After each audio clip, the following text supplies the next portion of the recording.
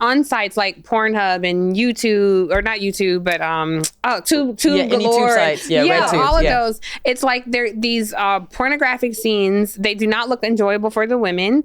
They're completely done for the men, where it's like multiple men on one woman. Now, I'm not here to judge this one. If she does enjoy it, no problem. But I do think there is something about perpetuating that type of sexual visual violence in terms of fantasy that should cause some concern. I think the problem is that you, the consumer, don't know that it's not real. Right. And that's the problem. Had there been a before or after part of the video that showed you, hey, we consensually sat down and did this because of X, Y, Z. Yeah. No, but the fantasy of that. If it showed after the video, I feel like more people would understand it. There is none. And that used to exist. Like I know we do it. Like I've seen it done, but they don't show it as much. You don't see it on tube sites because a lot of the tube sites they're all user generated, right? Pornhub now is, you have to be a verified creator and upload your ID or a studio in order to be on the platform. Yeah. But other platforms, it's other people who are taking, like a fan may take a scene that I did and upload it to whatever website, to XTube or, X videos. And so when that happens, they're editing out all of the rest of the scene. Fluff.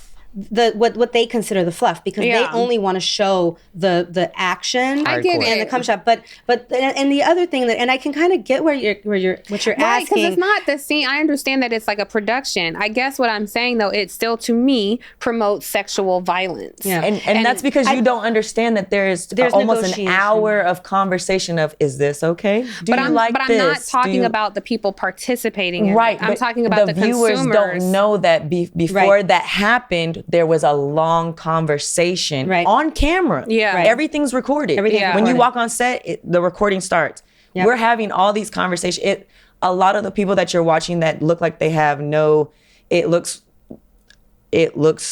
not porn, but more graphically violent. Mm-hmm. They are negotiated. They're still having these very extensive conversations. Nobody is seeing those conversations though. Because nobody believes they exist. You're just seeing somebody potentially getting hurt, not knowing that there's so much nobody knows about aftercare, boundaries talk, checklists. Yep. Nobody knows about that. All they see is the fucking. Yeah. And that's I think that it's important to remember that good sex or fun sex looks different for everybody. Yeah. There are a lot of people who are into choking. Breast play is something that people like spanking. People like handcuffs. People like all kinds of different kinds of sexual play. And so because it looks different for everybody, we have to remember that sex workers are negotiating. They are negotiating they're using their power to negotiate the type of sex they want to have, right? And so it's like, and in most cases, they're also negotiating who they're working with. Yeah. So it's like, if I'm going to shoot a scene, or if Brittany's going to shoot a scene, usually what happens is, do you have a no list? People who you don't want to work with? Who's on your yes list? What kinds of scenes are you open to doing? Do you do blowjobs? Do you do scenes with men, scenes with women? Do you do anal? Well, when you're doing all that though, like, because I have read things when I was, reading on porn about men, what it takes to get them erect, because you've done everything. And even outside of men, just like some of the people who have orgasms on tap, they got money, they're famous, they're wealthy, and they can have threesomes, foursomes, whenever. Yeah. And it's like your senses are, dulled. And so you have to keep taking it to the next level. I wonder for you, Cinnamon, because you've had more scenes with partners, during that time, was sex still enjoyable for you? Yeah. And is sex still enjoyable for you now? Yeah, absolutely. Absolutely. And is there a difference in if you enjoying it on set when it's performative? Are you really enjoying it?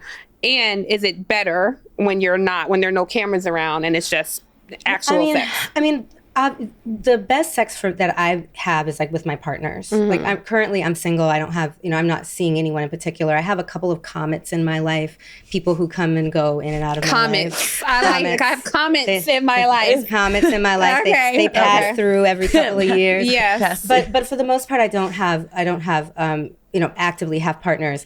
But the best sex to me is the sex that I have with people who I know very well, who I have intimacy with. But I also, when I was actively performing in the business, I loved what I was doing.